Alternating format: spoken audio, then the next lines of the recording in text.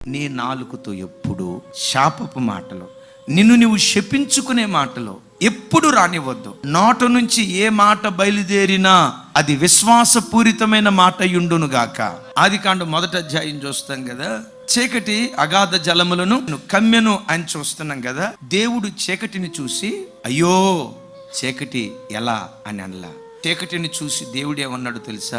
వెలుగు కలుగును గాక అన్నాడు. చూసింది చీకటిని, పలికింది వెలుగును గూర్చి. కొన్నిసార్లు నీ కళ్ళ ముందు చీకటి కనపడ్డా చీకటి మాటలు మాట్లాడుకో. బ్రతుకంతా ఈ రోగమే లేయ్యా, ఇక నా బతికే ఇంతే, మొదనష్ట బతుకు, నా బతుకంతా ఇంతే లేయ్యా, ఆ భర్తను చేసుకున్న తర్వాత నేనెప్పుడు సుఖపడ్డా, ఆ భార్య నేనెప్పుడు సుఖపడ్డా అని ఇట్లాంటి మాటలు మన నోట రాకూడదు. ఈరోజు ఏడుస్తున్నాను నిజమే, ఒకరోజు రాబోతుంది నా అంగలార్పును దేవుడు నాట్యంగా మారుస్తాడు. నీ నాలుకతో ఏది పలుకుతావో దేవుడు దాన్ని స్థిరపరుస్తాడు.